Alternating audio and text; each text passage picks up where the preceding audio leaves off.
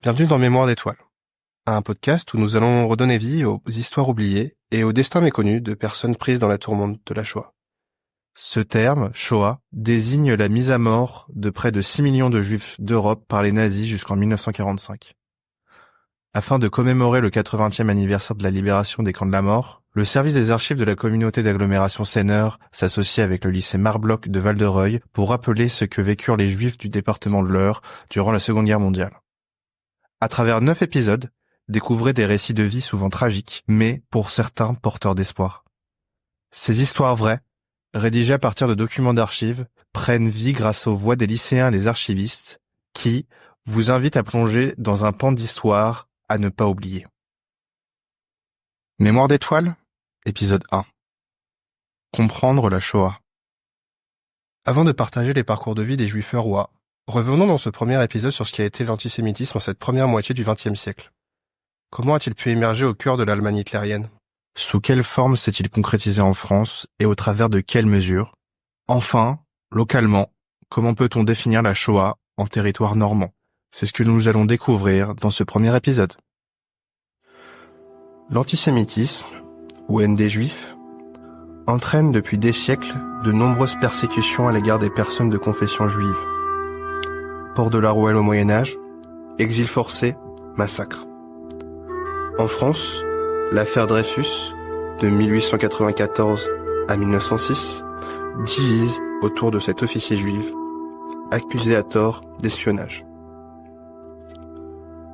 En 1933, Adolf Hitler devient chancelier d'Allemagne et met en application les théories racistes et antisémites développées dans son livre Mein Kampf, paru en 1928. En 1935, il promulgue les lois de Nuremberg qui posent la supériorité de la race aryenne et interdisent toute relation entre juifs et non-juifs. En 1938, pendant la nuit de cristal, des commerces et lieux de culte juifs sont saccagés, une centaine de personnes sont assassinées, des milliers d'autres sont arrêtés et internés dans des camps. Les persécutions se durcissent progressivement. Arrestations, internement dans des camps de travail forcés, regroupement dans des quartiers réservés. Les Juifs sont progressivement assassinés par exécution, par gazage dans des camions, puis dans des chambres à gaz. Les nazis créent plus de 44 000 lieux d'incarcération. Camps de concentration, camps de travail forcé et centres de mise à mort. Les plus connus sont Auschwitz-Birkenau, Buchenwald, Ravensbrück, Sobibor, Dachau ou encore Struthof, seul camp situé en France. À la fin de la guerre, on estime que près de 6 millions de juifs ont été assassinés. On parle alors de Shoah, qui se traduit par catastrophe en hébreu, auquel s'ajoutent 3,3 millions de prisonniers de guerre soviétiques, 1,8 million de Polonais non-juifs, 500 000 tziganes, près de 300 000 personnes en situation de handicap, ainsi que des centaines d'opposants politiques, d'homosexuels, de témoins de Jéhovah et de personnes de couleur. D'octobre 1945 à octobre 1946, 24 accusés devront répondre de crimes contre l'humanité devant le tribunal militaire de Nuremberg. La Seconde Guerre mondiale éclate le 3 septembre 1939. Le 22 juin 1940 marque la fin des combats en France, qui est alors partagée entre zones occupées, sous l'administration allemande, et zones libres, gérées par l'État français. En novembre 1942, après le débarquement allié en Afrique du Nord, la zone libre est envahie par les troupes allemandes, toute la France est occupée. Entre septembre 1940 et mai 1942, 8 ordonnances allemandes et des mesures édictées par le gouvernement français installé à Vichy isolent les Juifs. Recensement obligatoire des personnes et de leurs biens, entreprises juives confiées à des administrateurs provisoires, interdiction d'exercer certaines professions, de posséder un poste radio, d'utiliser un téléphone ou de fréquenter des lieux publics. La loi du 3 octobre 1940 portant statut des Juifs se durcit en avril 1941 et définit comme juive, je cite, « toute personne qui a au moins 3 grands-parents de pure race juive est considérée ipso facto comme de pure race juive, un grand-parent ayant appartenu à la communauté religieuse juive. » Le 14 mai 1941, 3747 juifs étrangers, tous des hommes, sont arrêtés durant la rafle du billet vert. En août 1941, ouvre le camp de Drancy, d'où seront déportés près de 63 000 juifs. Le 27 mars 1942, un premier convoi part de Compiègne vers Auschwitz.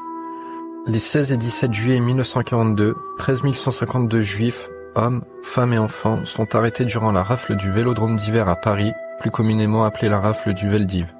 Dans la France entière, de nombreuses rafles sont ordonnées, en zone occupée et en zone libre, qui se poursuivront jusqu'à l'été 1944. 79 convois seront organisés entre la France et les camps nazis entre 1941 et 1944. Le dernier emmène 1309 personnes, dont 324 enfants, le 31 juillet 1944. Le camp de Drancy ferme le 19 août de cette année. Quelques chiffres pour approfondir. 300 à 330 000 juifs en France en 1939. 79 721 déportés, dont 11 000 enfants.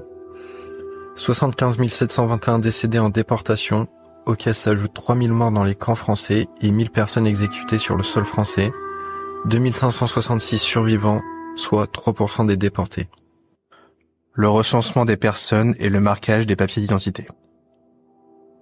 Le 27 septembre 1940, une première ordonnance allemande enjoint à tous les juifs de zones occupées de se faire recenser avant le 20 octobre. La déclaration est faite par le chef de famille, qui fournit toutes les informations relatives à chaque membre de la famille. Un fichier est alors établi, avec des fiches orange pour les juifs étrangers et bleues pour les Français. S'ensuit le marquage des papiers d'identité par l'apposition d'un tampon juif ou juive sur la carte d'identité ou de séjour. Il doit être de couleur rouge et d'une dimension de 1,5 cm sur 3,5 cm précisément. L'arianisation des biens juifs. L'ordonnance du 18 octobre 1940 impose la déclaration de toute activité, qu'elle soit libérale, agricole, industrielle, artisanale ou commerciale, ainsi que de tous les biens, mobiliers et immobiliers, détenus par des juifs. Ceux-ci doivent également apposer une affiche indiquant la qualité d'entreprise juive. À Bernay, en réaction, certains affichent leurs états de service militaire aux grandes dames du sous-préfet. Certaines professions sont progressivement interdites aux juifs, qu'elles soient dans l'enseignement, la médecine ou encore le droit. Les entreprises juives sont ensuite confiées à des administrateurs provisoires qui en assurent la gestion contre rémunération. Sur 352 affaires d'arianisation de biens juifs en Normandie, 38 sont situées dans l'Eure. Nombre de propriétaires ou leurs ayants droit auront du mal à récupérer leurs avoirs ou à être indemnisés pour cette spoliation. L'interdiction des postes de radio et des téléphones. Dès juillet 1941, les postes radio sont confisqués aux Juifs. Un an plus tard, l'utilisation du téléphone à domicile ou dans une cabine téléphonique, ainsi que la détention d'un abonnement téléphonique, leur sont interdites.